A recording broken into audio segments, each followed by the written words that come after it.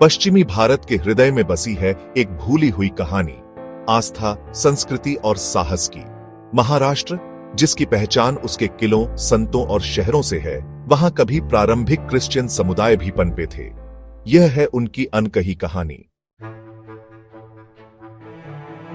प्राचीन किंवदंतियों और क्रिश्चियन परंपराओं के अनुसार प्रभु यीशु के 12 शिष्यों में से एक, प्रेरित थॉमस, पहली सदी में भारत आए थे। ऐसा माना जाता है कि उन्होंने केरल के मलाबार तट पर कदम रखा और यहीं से क्रिश्चियन धर्म की नींव पड़ी।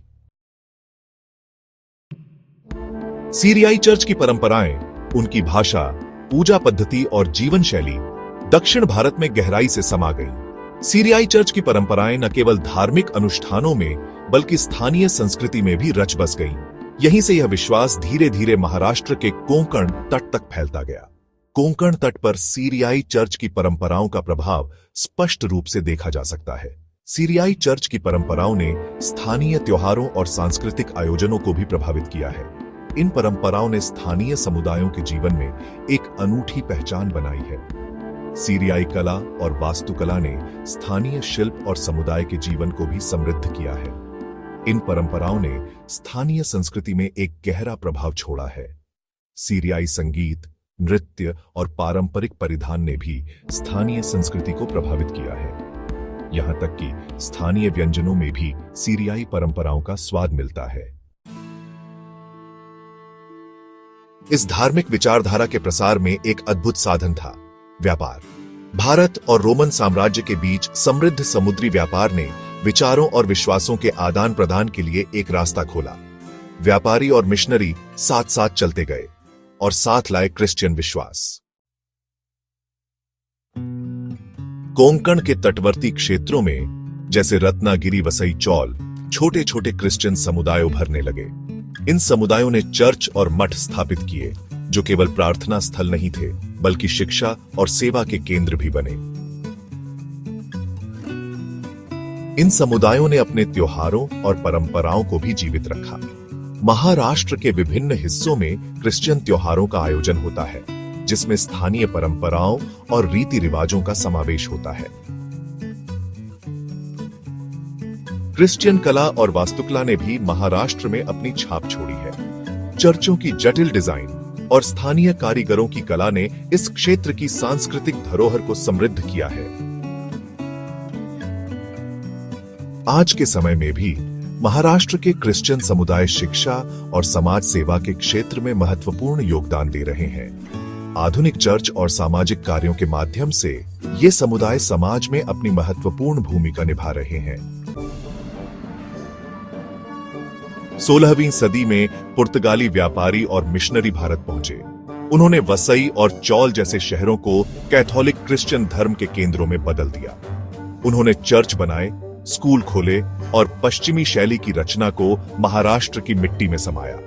पुर्तगाली मिशनरियों ने न केवल धार्मिक बल्कि सांस्कृतिक और सामाजिक जीवन पर भी गहरा प्रभाव डाला। उन्होंने स्थानीय त्योहारों और परंपराओं में भी अपनी छाप छोड़ी। पुर्तगाली भाषा का भी महाराष्ट्र में प्रभाव देखा जा सकता है। आज भी महाराष्ट्र में पुर्तगाली विरासत के अवशेष देखे जा सकते हैं। इन ऐतिहासिक स्थलों को संरक्षित करने के प्रयास जारी हैं। लेकिन यह धर्म सिर्फ बाहर से आया हुआ नहीं था, इसने भारतीय संस्कृति को आत्मसात किया। स्थानीय संतों और विश्वासियों ने इसे अपनी परंपरा में ढाला। उन्होंने भक्ति को लोक शैली में पिरोया और इसे भारतीयता से जोड़ा। हर अध्याय में संघर्ष होते हैं। क्रिश्चियन समुदायों को कई बार धार्मिक उत्पीड़न और सामाजिक भेदभाव का सामना करना पड़ा। उनके चर्चों को तोड़ा गया, उनके विश्वास पर सवाल उठे, पर वे डटे रहे। इन कठिनाइयों से उन्होंने करुणा का मार्ग चुना। क्रिश्चियन मिशनों ने स्कूल, अस्पताल और समाज सुधार अभियान चलाए। उन्होंने शिक्षा दी, स्वास्थ्य सेवाएं दी और सामाजिक न्याय की लड़ाई लड़ी। उनके द्वारा बनाए गए धार्मिक स्थल भी एक संदेश देते हैं। जहां भारतीय नक्काशी और पश्चिमी वास्तुशिल्प एक साथ मिलते हैं, हर चर्च एक सांस्कृतिक सेतु बन गया जो आस्था को संस्कृति से जोड़ता है। महाराष्ट्र के कई क्षेत्रों में ऐसे स्थल हैं जहां प्रारंभिक क्रिश्चियन समुदायों के अवशेष बिखरे हुए हैं। ये स्थल हमें उस समय की याद दिलाते हैं जब क्रिश्चियन धर्म ने इस क्षेत्र में अपनी जड़ें जमाई थीं। प्राचीन कब्रगाहें, जर्जर चर्च और हस्तलिखित ग्रंथ इन समुदायों की समृद्ध विरासत को दर्शाते हैं। इन स्थलों पर जाकर हमें उनके जीवन और संघर्षों की झलक मिलती है। ये सब उनकी उपस्थिति के प्रमाण हैं। इन अवशेषों के माध्यम से हम उनके इतिहास को समझ सकते हैं और उनकी कहानियों को जीवित रख सकते हैं। प्राचीन क्रिश्चियन प्रतीक, पुराने हस्तलिखित पांडुलिपियां और प्रारंभिक क्रिश्चियन वास्तुकला हमें उनके धार्मिक और सांस्कृतिक जीवन की गहराई में ले जाती है।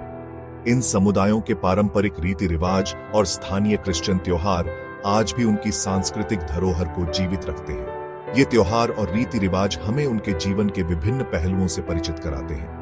आज भी महाराष्ट्र में कई आधुनिक क्रिश्चियन समुदाय हैं जो इन प्राचीन स्थलों को संरक्षित करने के प्रयास कर रहे हैं। उनके प्रयासों से हमें इन भूले हुए पन्नों को फिर से पढ़ने का अवसर मिलता है। वे सिर्फ उपासक नहीं थे, वे विचारक, कलाकार और सुधारक भी थे। उन्होंने साहित्य, कला और समाज में गहरा योगदान दिया। उनकी काव्य, भजन और चित्रकारी आज भी प्रेरणादायक है। क्या हम उनकी विरासत को पहचानते हैं? क्या हम उनके योगदान को सहेज पा रहे हैं?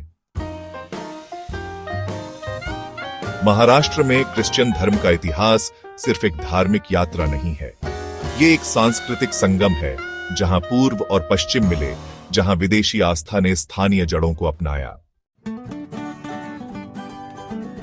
यह उन समुदायों की कहानी है जिन्होंने अपने विश्वास को सेवा और संस्कृति से जोड़ा, जिनकी आवाजें भले ही धीमी थीं, पर प्रभाव गहरा था। आइए इस भूले हुए अध्याय को याद करें, शोध करें और इसकी सराहना करें ताकि इतिहास के ये अनमोल रत्न आने वाली पीढ़ियों तक पहुंच सकें।